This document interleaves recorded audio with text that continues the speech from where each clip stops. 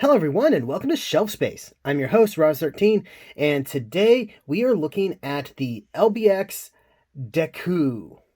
That's right, we're deviating a little bit from my usual Transformers and Gundam stuff and checking out the world of LBX. So this is my first ever LBX kit. I've been seeing them whenever I do my usual Gunpla online shopping and stuff and been curious about them, but haven't really heard much about them or the anime that they were connected to. So I just decided to take a stab at it, and this one was a relatively cheap kit and looked interesting, so I went ahead and picked it up. But before we take a look at the kit itself, let's take a look at the box. So we got a very cool illustration of several of these LBXs is what they're called. Sorry, I'm still kind of new to this entire thing. And it's a very nice looking illustration. Got one shooting over here with its shield, another one shooting over here, and this one seems to be either flying off or jumping or something. We got the logo for the show, I guess, and some other information that I can't necessarily read. Blue Bandai logo, Bandai Spirits 2019. Then over here we have some write-ups and some cool painted illustrations, painted photographs of these. So we can see the core box, whatever that means. You can see its weapon and shield. And these symbols right here, those will come into play later, but I'll talk about that later. Got action, create action poses and recreate finishers, scatter shot. And here we have a little write-up about it. General purpose mass-produced LBX developed in top secret by Coal Heavy Industries, created to be supplied to a mysterious anti-government organization. It uses a brawler frame, exo armor frame. They are LBX with well-balanced performance and can be used in various situations. And the player for them is the 3 Moes. And I've seen a few episodes of the anime now since I've built this thing, and these guys are kind of like Team Rocket, but maybe a little bit more competent. Then we got the same illustration as the front, and got Bandai Hobby Site Kids instead of the Gundam info. Some more write-up stuff talking about the construction on this. Yeah, so the icons let you know which part you need, making it easy to look for parts.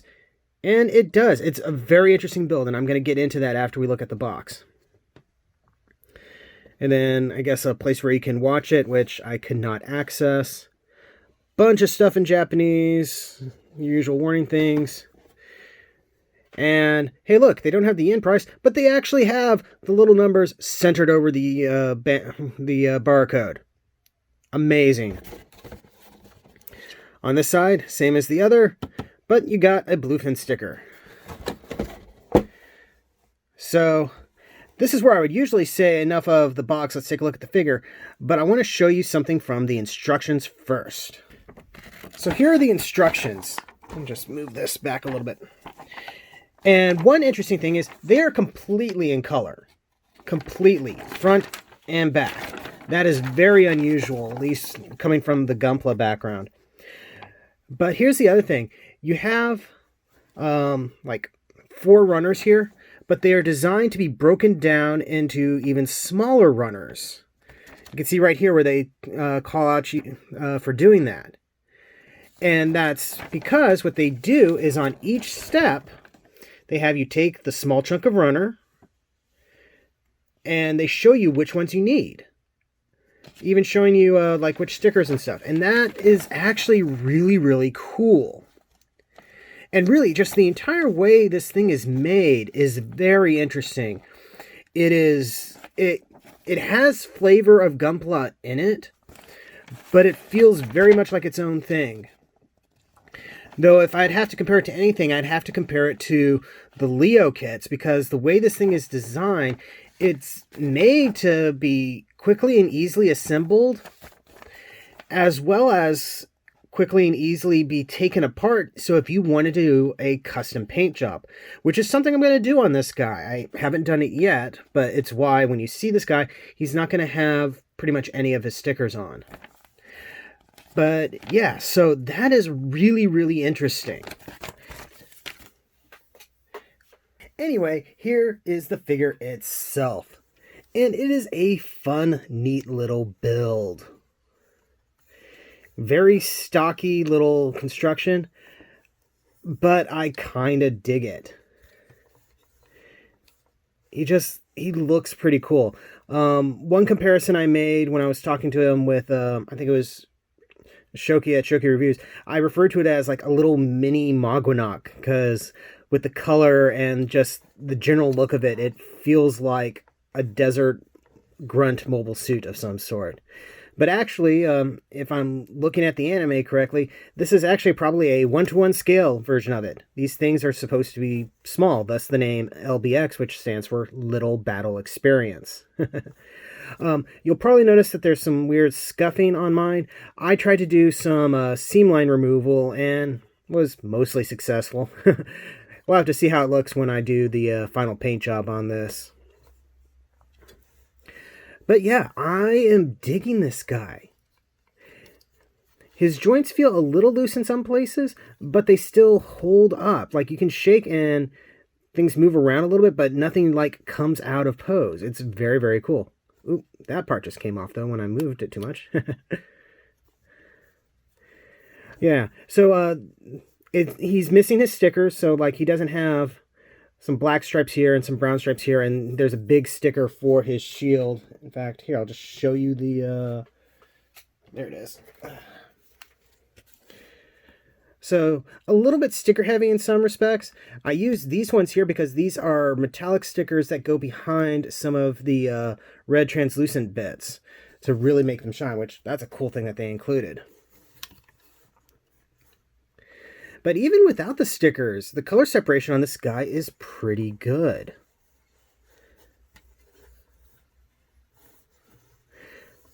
But let's go ahead and take a look at articulation. On the head, we have a sort of double ball joint thing like you do on most Gunpla. And you can turkey neck, move around. Can't look up too much. And that's mainly just because of the way the armor in the head is designed. Oh, I like how he has a little Zaku command fin on there. Definitely showing his roots. Shoulders are on ball socket joints, which allow for a fairly decent range of movement. The armor here is on its own little hinge, so you can move it around to get it out of the way. Oh, arm popped out. You do have to keep the armor at a certain point, though, in order to get the elbow bend, which sadly is only 90 degrees and is a single joint, but it's a small kit, so I'm not too surprised at that.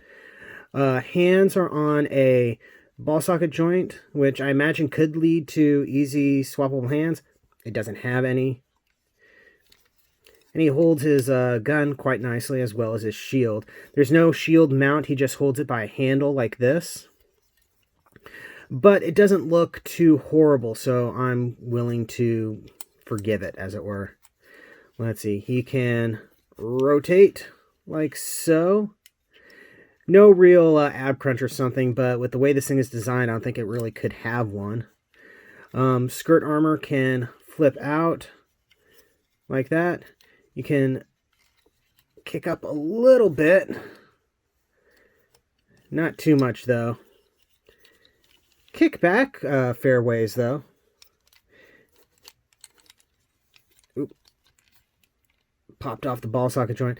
This bulky knee armor does kind of get in the way of things, because if you push too far over here, you're going to try to force this thing off its ball socket joint. But you got single jointed knee for a little less than 90 degree bend, and a ball socket joint for the ankle, which gives you some pretty decent bend all over the place. So maybe not the best collection of joints in the world, but with what he has, you can do quite a bit. And he's just fun. He's different enough from Gunpla that you get a different experience, and you get a rather satisfying build right out of the box, even with minimal sticker applications. So I'd say that is a pretty good recommendation. Let's go ahead and do some comparisons real quick. All right, so first let's compare him to an old school SD Gundam kit. And as you can see, he is quite a bit taller, even with his knees bent.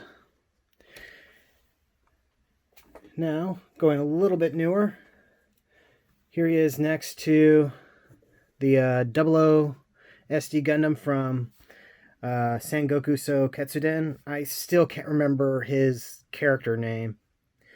And so he's a little bit taller than that. And here he is next to a Gundam with the CS booster frame. And this is where he's a little bit more comparable, but he's still going to be a little bit taller and in many ways a little bit bulkier. I mean, giant fridge backpack aside. And finally, here he is next to an HG kit. So he's kind of like a halfway point between like a cross silhouette Gundam and an HG kit. And that's kind of cool. It's a neat little place to be, I think. So yeah, I would highly recommend this to anybody.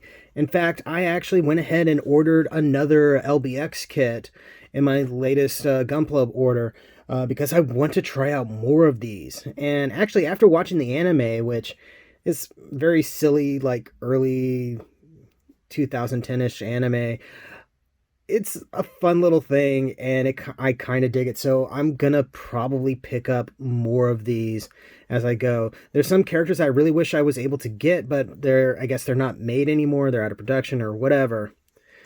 But yeah. So that has been a review. Thank you very much for watching. Don't forget to like, comment, subscribe, all that fun YouTube stuff. Check the description below for links to my storefront where you can get official shelf space t-shirts and more. And yeah, thank you again, and I'll see you next time you invade my shelf space.